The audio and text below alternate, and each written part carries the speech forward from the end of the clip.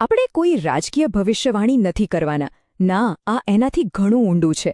આજે આપણે માત્ર એક જ મત વિસ્તાર ભાવનગર પૂર્વ એના રાજકીય અર્થતંત્રની ચીરફાડ કરીશું.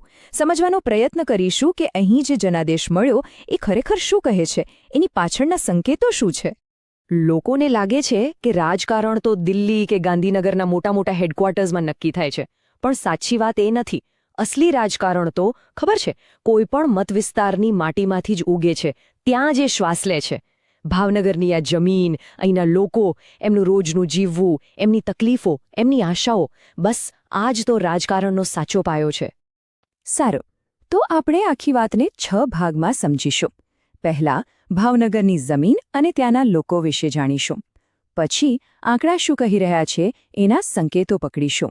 એ પછી આ જનાદેશનું એનાટોમી સમજીશું. શાસન માટે એક બ્લૂપ્રિન્ટ પર નજર નાખીશું અને વચનોથી નીતિ સુધી કેવી રીતે પહોંચાઈ એ જોઈશું. અને છેલ્લે નેતાઓ માટે એક વિઝન પર વાત કરીશું. તો શરૂઆત કરીએ પહેલા ભાગથી, ભાવનગરની જમીન, લોકોના દિલનો અવાજ. કોઈપણ આંકડાને સમજતા પહેલા એની પાછળના માણસને સમજવું જરૂરી છે. તો ભાવનગર પૂર્વના લોકો ખરેખર જીવે છે કેવી રીતે, એમની નાળ શું કહે છે? જો ભાવનગર પૂર્વ એટલે થોડોક શહેરી અને થોડોક શહેરની બહારનો વિસ્તાર, બંનેનું મિશ્રણ છે.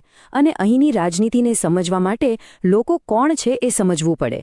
અહીં સૌથી મોટો વોટિંગ બ્લોક છે કોળી અને બીજા ઓબીસી સમુદાયો, લગભગ 25થી 30% જેટલા. સાથે સાથે લગભગ 4.2% દલિત વસ્તી પણ છે, જે બહુ મહત્વની છે. અને હા, શહેરોમાં બહારથી આવેલા લોકો અને ઝૂંપડપટ્ટીઓમાં રહેનારા લોકો પણ આ વિસ્તારનો એક મોટો હિસ્સો છે. દરેક ગ્રુપની પોતાની ચિંતાઓ છે, પોતાની જરૂરિયાતો છે, અને એ બધું જ અહીંની રાજનીતિ નક્કી કરે છે. તો લોકોના મનમાં શું ચાલી રહ્યું છે? બસ એમની ફરિયાદો સાંભળો તો ખબર પડે.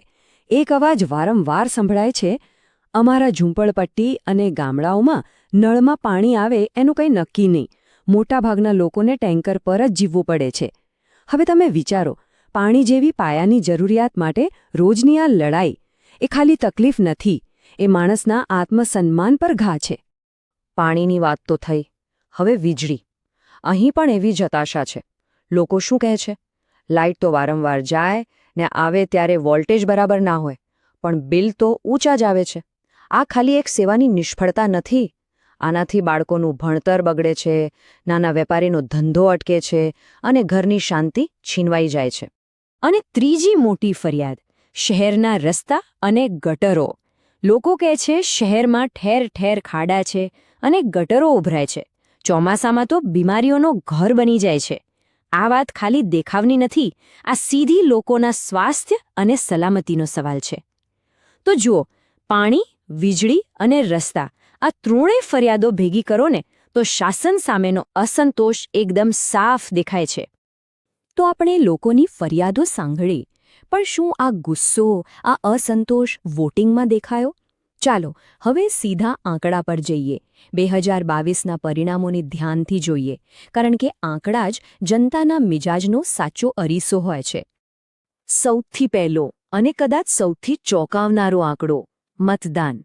2022માં ભાવનગર પૂર્વમાં કેટલું મતદાન થયું ખબર છે? ફક્ત 56.08%.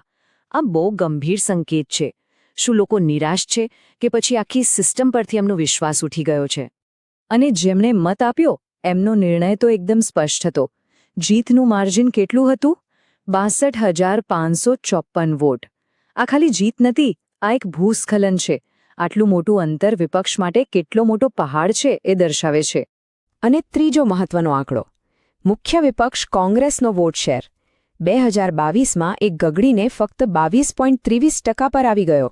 તો તમે જુઓ, ઓછું મતદાન, જીતનું જંગી માર્જિન અને વિપક્ષના વોટમાં મોટો ઘટાડો. આ ત્રણ વસ્તુઓ ભેગી કરો એટલે આખી સમસ્યાનું ચિત્ર સ્પષ્ટ થઈ જાય. ચાલો હવે આ આખા ડેશબોર્ડ પર એક નજર કરીએ. 2017 અને 2022ની સરખામણી કરીએ. પહેલું, મતદાન 65%થી ઘટીને સીધું 56%, લગભગ 9%નો મોટો ઘટાડો. બીજું, કોંગ્રેસનો વોટ શેર 40.84%થી લગભગ અડધો થઈ ગયો, ફક્ત 22.23%. ત્રીજું, ભાજપનો વોટ શેર 54.97%થી વધીને 60.71% થયો, મતલબ એમણે પોતાની પકડ મજબૂત કરી. અને છેલ્લે જીતનું માર્જિન 22,000થી સીધું લગભગ 3 ગણું થઈને 62,000ને પાર. અત્યાર સુધીનું સૌથી મોટું. આ આંકડાઓ પોતે જ આખી વાર્તા કહી દે છે. આ બાર ચાર્ટ જુઓ, આખી વાત એકદમ સાફ દેખાશે.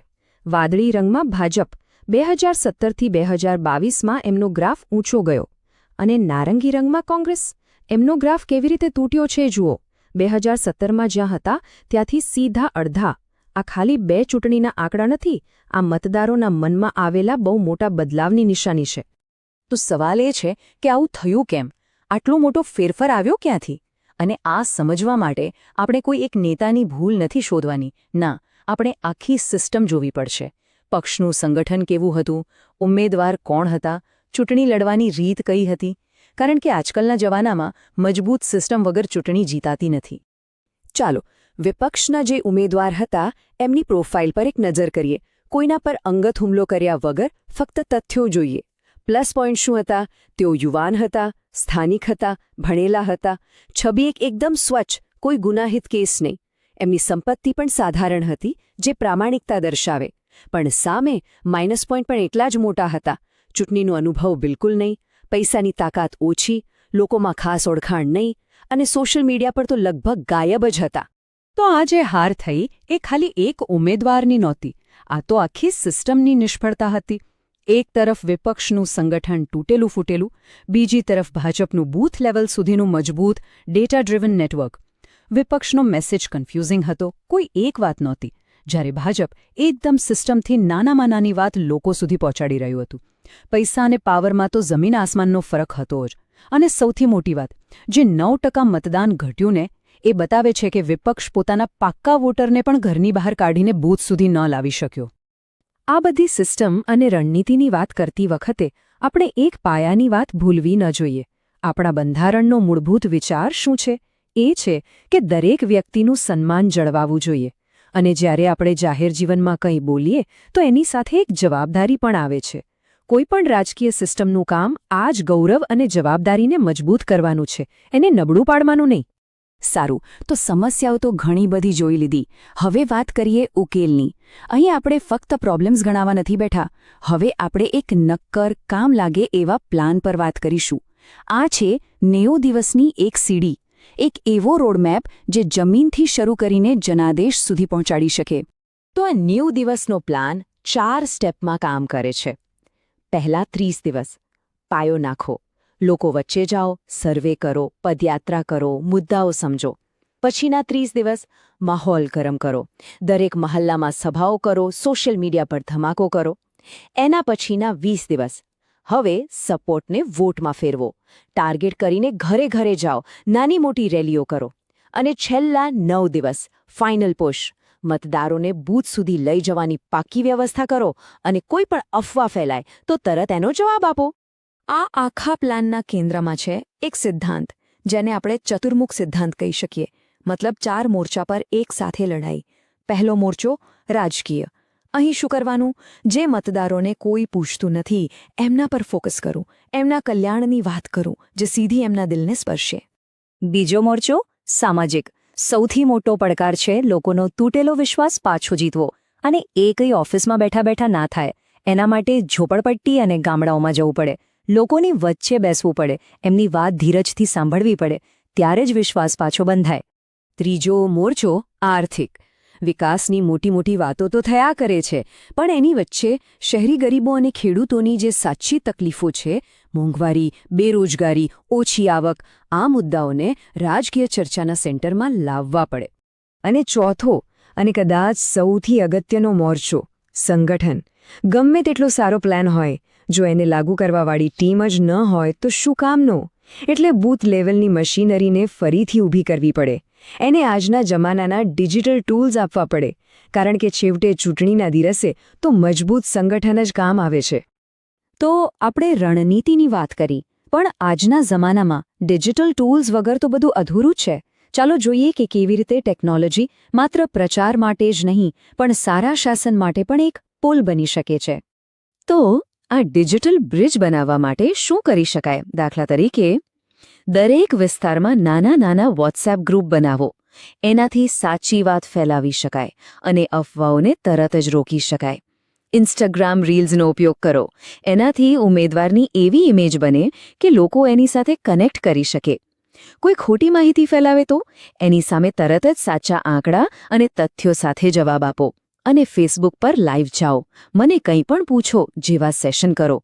મતદારો સાથે સીધી કોઈ વચેટિયા વગર વાતચીત કરો. પણ આ બધા ડિજિટલ ટૂલ્સ વાપરતી વખતે એક ખૂબ જ જરૂરી વાત યાદ રાખવી પડે. આપણે મતદારો સાથે વાત કરીએ પણ એમની પ્રાઇવસીનું સન્માન કરવું એ આપણી ફરજ છે.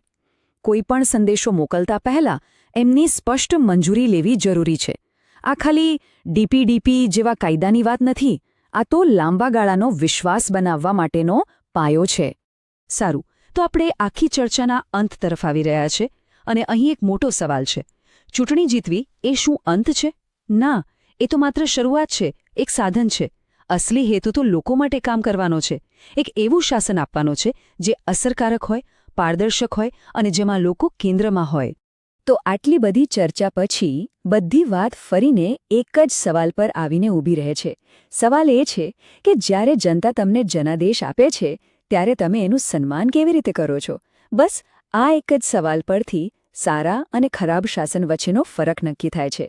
આ જ અસલી કસોટી છે.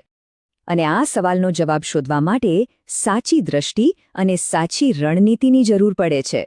જો તમે લોકો કેન્દ્રિત નેતા બનવા માંગતા હો અને તમારા મત વિસ્તારનો ઉત્કર્ષ કરવા માંગતા હો તો blueprintstrategies.ai પર mgr@blueprintstrategies.ai પર સંપર્ક કરો અથવા 08042041602 પર કોલ કરો.